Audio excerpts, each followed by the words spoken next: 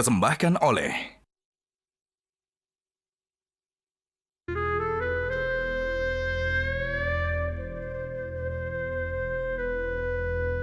Assalamualaikum. Waalaikumsalam warahmatullahi wabarakatuh. Sendiri aja kok. Lagi nonton apa kok? Ini yang korban bencana banjir dan yang lain-lain. Terus mereka ngejalanin Ramadan lagi dalam keadaan kayak gitu. Tetap sahur, Astagfirullahaladzim. tetap Kayaknya puasa. serius nih. Coba mendekat dulu lah. Iya, Masya Allah. Coba lihat kok. Tuh. Wah ini sih bencananya di Indonesia ya? Tuh.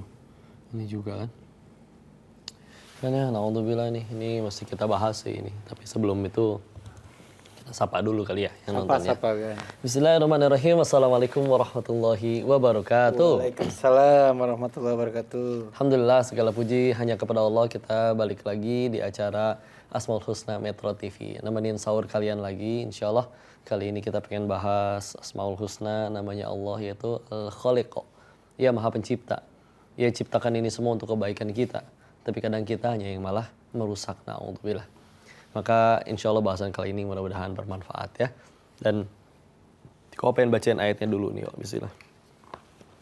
Ini Quran surat 39 Az-Zumar ayat 62. A'udzu billahi minasyaitonir rajim. Bismillahirrahmanirrahim. Allahu khaliqu kulli syai'in wa huwa 'ala kulli syai'in wakil. Allah adalah pencipta segala sesuatu dan dia maha pemelihara atas segala sesuatu. Jadi kita tambahin ayatnya, tapi aslinya demi Allah kalau misalkan Allah udah sampai kayak begini tuh, pasti ada yang gak beres dari kita manusianya. Kita yang diamanahinya yang ngaco ya. Karena seharusnya bisa berdampingan banget. Kita diamanahi untuk jadi khalifah di muka bumi. Dan perintah selanjutnya adalah kan untuk wasta'amarakum fiha. Quran surat 11 Hud ayat 61. Tapi ketika akhirnya kita malah merusak ya, maka pasti ada teguran dari Allah. Sampai kira kejadian kayak gini. Batasan-batasan kita sebagai manusia itu terhadap lingkungan itu seperti apa sih kok? Sebetulnya ini masalahnya keserakahan ya, ketamakan. Karena kalau misalnya kita bicara apakah manusia boleh menggunakan sumber daya, aslinya masih boleh diperhatikan. Kita kan tahu ya bahwa kita itu tinggal di bumi itu sebetulnya tempat kita tinggal ini tempat hukuman. Nabi Adam itu tadinya di surga, terus akhirnya dihukum, ini tempat hukumannya. Tapi meskipun kita banyak yang pengen bahagia di sini, nggak peduli halal haram dan segala macam. Tapi tempat hukuman ini kita lihat di ayat 36-nya surat Al-Baqarah. Kasih paham kok. A'udzu billahi minasyaitonir rajim. Fa'azallahuma asyaitanu anha fa'akhrajahuma mimma kana fihi wa qulna ihbitu ba'dukum li ba'din adu wa lakum fil ardi mustaqarrun wa mata'un ila hin. Lalu setan menggelincirkan keduanya darinya sehingga keduanya dikeluarkan dari segala kenikmatan ketika keduanya ada di sana di surga. Tapi lalu Allahnya berfirman, turunlah kamu, sebagian kamu menjadi musuh bagi yang lain, serta bagi kamu ada tempat tinggal dan kesenangan di bumi. Ini tempat hukuman nih. Ini kita lagi dihukum. Tapi disebutkan ada kesenangan loh buat kamu di bumi. Iya. Ya, sampai waktu yang ditentukan. Nah, kesenangannya salah satu yang dimaksud adalah kita boleh nih pakai alam, ya. Makan hewan. Tumbuhan akhirnya kita makan juga. Jadi lalap. Dan segala macamnya ya. Itu boleh kok. Sebetulnya masih boleh. Nah, yang jadi masalah ketika ini udah dikelola, yang ngakunya atas nama negara, mentang-mentang dia punya izinnya, punya kuasanya, tapi dikeruknya buat keuntungan pribadi, gak baik lagi ke negaranya. Yang harusnya itu bisa jadi kekayaan negara yang luar biasa, malah gara-gara ketamakan, keserakahan, dimakan sendiri. Yang lapar tambah lapar, yang berkuasa, na'udzubillah, yang licik, na'udzubillah tambah kenyang. Padahal ya udah perut manusia cuma segitu-gitunya doang. Iya, karena Dio pikir kan hujan mah dari ratusan tahun lalu juga ada ya kok ya. Cuma dari awal penciptaan bumi juga. Bahkan dari awal penciptaan, tapi kok sekarang hujan dikit banjir, hujan dikit banjir.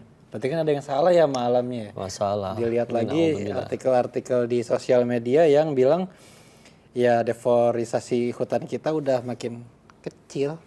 Udah semakin rusak, gundul. meluas sampai akhirnya sampai ya tinggal segitu lagi. Nah, kita udah semakin gundul. Jadi itulah ya. gimana kok? Kita diamanahi untuk wa idh qala rabbuka lil malaikati inni ja'ilun fil ardi khalifah. Jadi khalifah di muka bumi. Nah, jadi khalifah itu tadi di surat Hud ayat 61 ya dijelaskan wastamarakum fiha, untuk memakmurkan apa yang ada di dalamnya.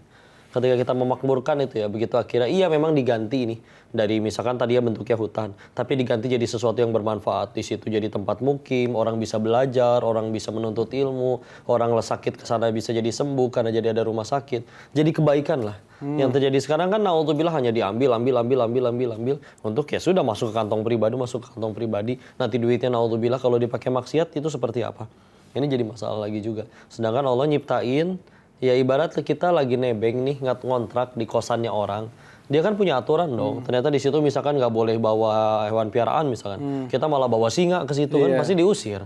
Nggak boleh kita di situ lagi, karena kita menyalahi aturan, ya enggak. Maka ketika akhirnya kita aja udah nyalahin aturan, ya dari yang ngasih nih yang nitipin, jangan heran kalau misalkan akhirnya Heran kok. jangan heran kalau misalkan akhirnya ya. Herman nanti ditegur. nengok Herman. By the way, si Dina sama si Chan juga bentar lagi mau kesini nih. Oh gitu. Mana tapi orangnya? Tadi ngontek Dio, bentar lagi kayaknya datang sih. Oh bukannya dia diblok sama mereka? Enggak, udah blokiran.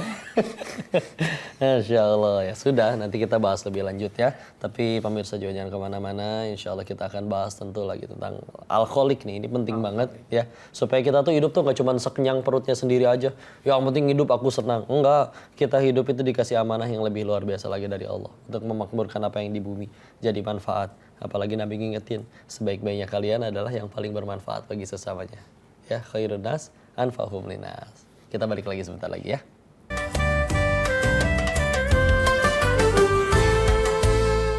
Dipersembahkan oleh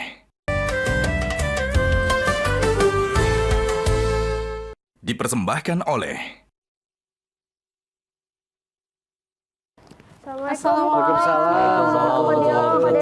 Maaf telat kami. Kok maaf telat nih? Sekalian ada berkas yang harus ditandatangani. Apa Ya. ini teh?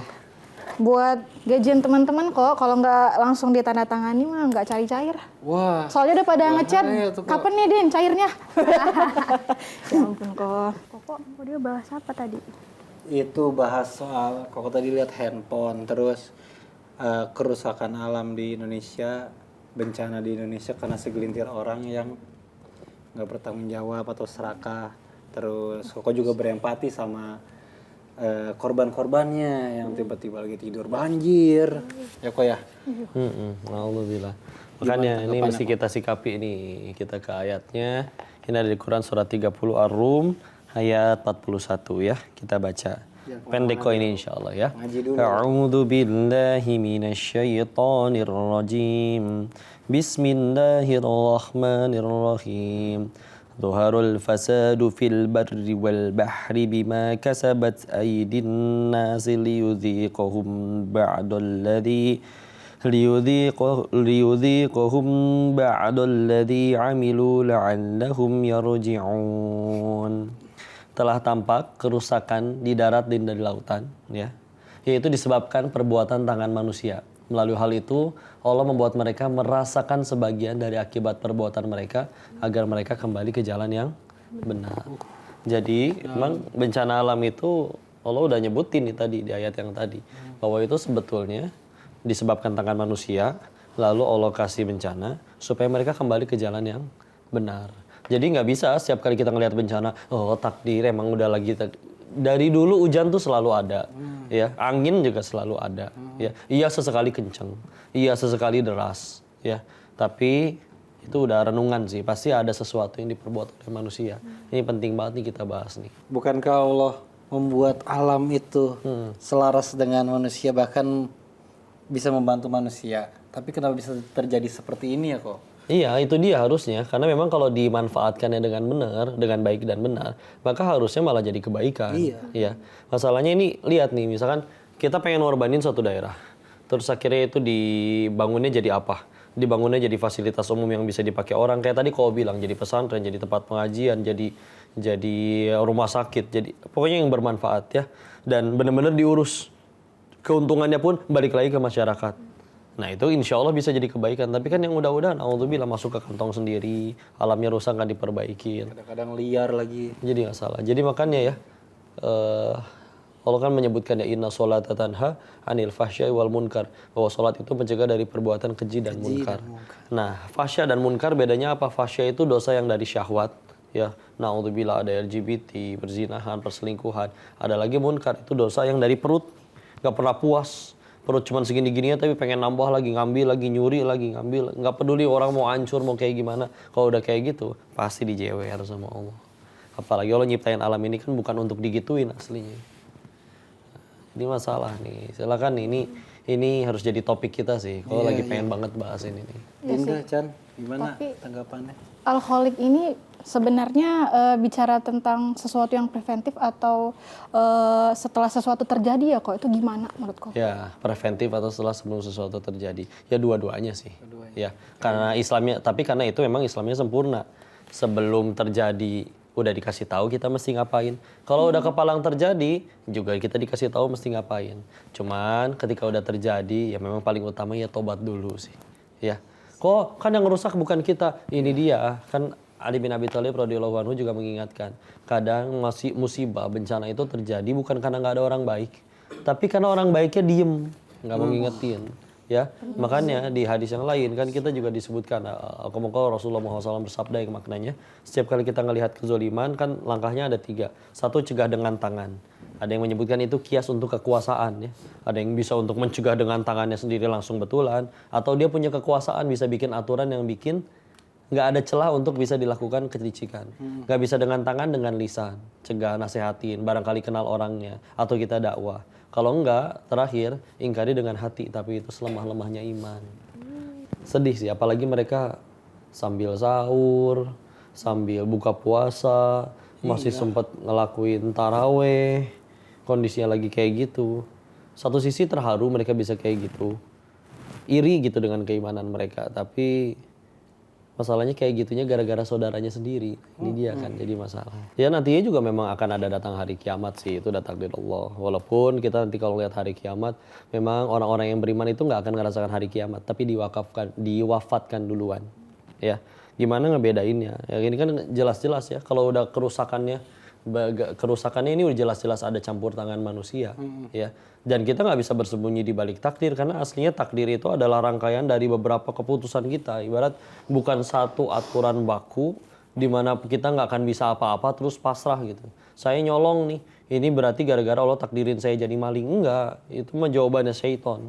Ya, karena syaiton ketika akhirnya dihukum, dia di Quran surat 15 Al-Hijr ayat 39 dia berkata, karena engkau yang menjadikan aku sesat ya Allah, tuh malah nyalain Allah. Ya kan? Nah, maka takdir ini kita yang misalnya kayak gini nih, nanti azan berkumandang, kita bisa milih kan, mau sholat atau milih nggak sholat. Dan kalau milih nggak sholat, nggak langsung ada petir menyambar. Tapi kalau sholat bisa jadi kita nyambung kepada kebaikan yang lain. Jadi lauh mahfuz, takdirnya Allah itu, di situ, itu isinya serangkaian berbagai macam skenario. Kalau aku begini nanti nyambung ke takdir yang ini, kalau begini nanti nyambung ke takdir yang ini. Ya. Nah, tapi kan karena kita nggak tahu, intinya kalau pengen yang terbaik, udah berbuat yang terbaik terus aja, pasti nyambungnya ke takdir terbaik. Nah, jadi jangan gara-gara mentang-mentang, ya sudah kan ini alam punya ya Allah, jadi takdir. Terus kita nggak berbenah gitu, nggak berusaha memperbaiki, nggak berusaha nolong saudara kita. Ya itu mah sama aja kayak jawabannya syaiton lah. Tapi Dio ada cemilan nih, diambilin dulu ya. Nggak enak ada tamu, memuliakan tamu kan sebagian dari adab ya. Nggak enak kasih kucing. Emang kita mau sahur di sini kok dia. Numpang sahur. Pus. Iya. Iya, Allah. Sampai nunggu kodio ya, insya Allah. Tapi ya begitulah sekali lagi. Ini mudah-mudahan juga semua yang nonton, pemirsa Asmaul Husna, ikut berempati ya, ngebantu mereka. Kalaupun benar-benar nggak ada bantuan apapun yang bisa dilakukan, minimal doa. Doa itu udah senjata yang paling luar biasa, dan itu justru amat sangat mudah dilakukan. Kita sambil sama-sama doa, sambil kita jeda sebentar, nanti kita lanjut lagi.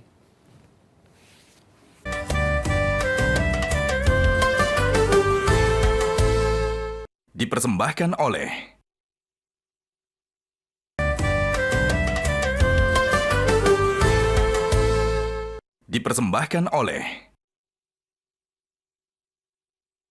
Masya Allah. Biar nggak pada diem aja mulutnya. Wah. Nih ganyem nih. Ada pink sama hijau tuh.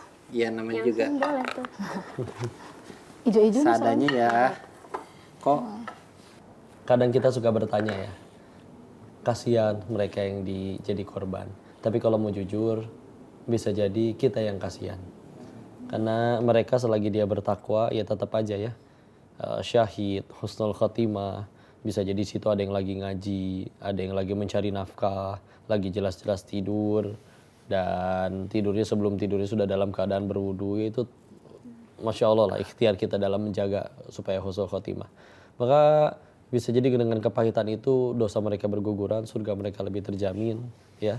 Dan ini bisa jadi kitanya yang kasihan hidup di negara atau misalnya kita ya kebagiannya di kota yang ya nggak kena bencana, tapi gara-gara aman damai malah jadi maksiat, datang ke tempat-tempat maksiat, berbuat yang Allah nggak suka. Makanya salah satu kata Nabi ya yang di nasihat beliau, Rasulullah SAW bersabda yang maknanya bahwa salah satu nikmat yang sering kita sia-siakan itu adalah nikmat kesempatan. Ya. Kita punya waktu luang, kesempatan. Gara-gara akhirnya banyak kesempatan untuk hidup tenang, damai, malah disalahgunakan. Ini na'udzubillah. Terus ya, apalagi yang korban-korban di sana kan sekarang ya pada kesusahan ya kok. Dan kalau kita lihat mereka-mereka yang kena bencana ini mungkin bisa jadi adalah orang-orang yang sebenarnya nggak bertanggung jawab kok atas ini. Mungkin mereka nggak ngelakuin hal-hal yang zolim atas lingkungan ini gitu. Tapi ternyata pada kenyataannya mungkin banyak orang-orang yang harusnya bertanggung jawab atas ini malah tenang-tenang aja tuh kok. Nah itu Nggak gimana? terjadi apa-apa ya. Betul. Sampai kadang istilahnya 1000 ulama berfatwa yang itu kok kalah dengan satu tanda tangan itu bisa. Tapi sekali lagi memimpin. ya, saya lagi kadang kalau bertanya, kok oknumnya pelakunya nggak diazab sih? Yang korupsi, yang licik, yang serakah, yang jadi korban yang malah nggak dosa apa-apa gitu istilahnya. Maka kok pengen jawabnya kayak gini, kata siapa nggak diazab? Ya, bisa jadi ditunda. Dan kalau ditunda ini lebih repot. Ya, seumur hidup ngaco, tapi nggak pernah dapet penggugur dosa selagi di dunia. Dibalasnya nanti semua setelah kematian, asli itu repot. Lebih gede ya kalau di sana. Itu lebih repot. Di dunia ya mohon maaf ya, akhirnya di dalam kurungan penjara pun masih dikasih makan ya nggak kepanasan, nggak kehujanan. Tapi kalau di sana mah udah nggak bisa apa-apa, nggak bisa kabur kemana-mana. Dan ingat, azab itu nggak selalu melulu dalam bentuk kusta sekujur tubuh atau lagi jalan tahu-tahu kepleset masuk ke dalam truk molen. Enggak, itu mah cuma ada di film-film azab ya. Maka sekali lagi yang paling bahaya dari dosa itu justru bukan azabnya. Karena kalau ada orang bikin dosa dapat azab di dunia, aslinya dia ditolong, lumayan dapat DP penggugur dosa. Ya. Tapi yang paling bahaya dari dosa jika tidak ditobati adalah Allah biarkan dia terus-menerus dosa tanpa ada perasaan menyesal sama sekali. Jadi kayak seolah-olah ini kita kan mati bakal dan akan dihisap, akan ada balasan setiap perbuatan sekecil apapun. Nah, tapi ini hidup salah melulu, tapi nggak ada perasaan bersalah. Seolah hidup hanya untuk nambah dosa. Kalau hidup hanya untuk nambah dosa, seolah-olah dia hidup hanya untuk nambah kuota siksaan setelah mati. Repot. Ada yang kayak gitu. Nah, Untuk perasaan untuk kita sebagai muslim nih kok sikapnya harus apa nih kok, apakah kita harus bersuara kalau kayak yang konten kreator atau yang mahasiswa demo atau ya kalau nggak bisa demo menyumbang atau minimal berdoa atau seperti kayak gimana kok ya? Ya tadi kok udah bahas ya yang 3 langkah yang harus dilakukan, disampaikan dari Nabi. Tapi untuk lebih luasnya lagi, ini nanti juga disesuaikan dengan perannya. Kalau memang kita perannya punya follower, sampein untuk supaya follower kita juga ikut doain, ikut ngebantu.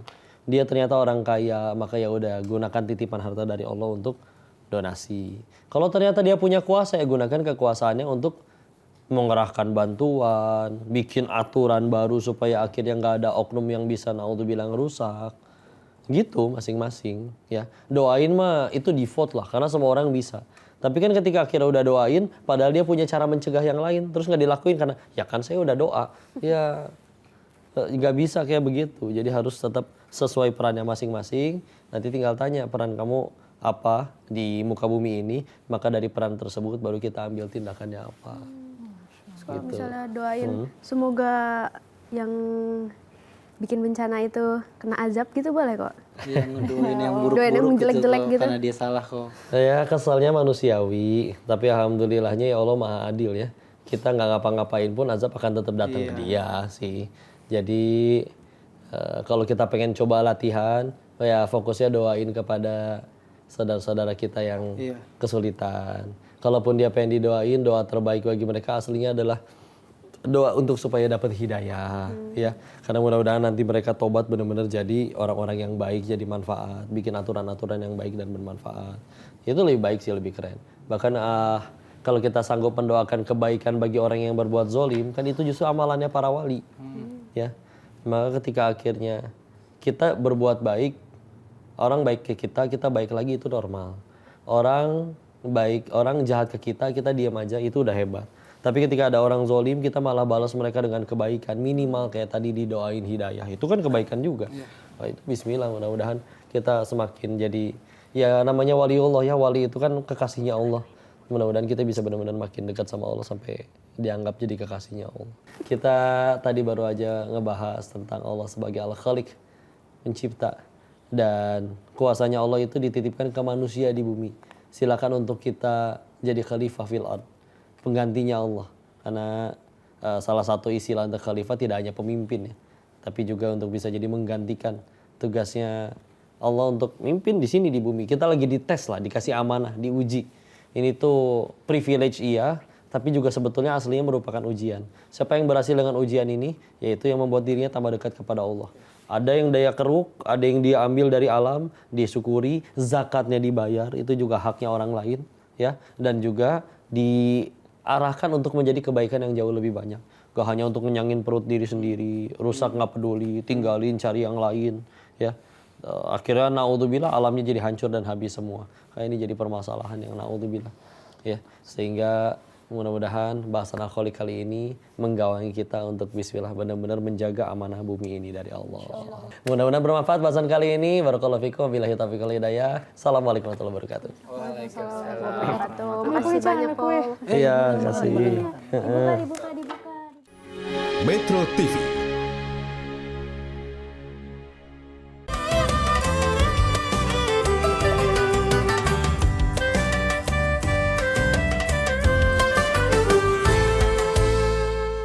Dipersembahkan oleh Jelajahi cara baru mendapatkan informasi. Download Metro TV Extend sekarang.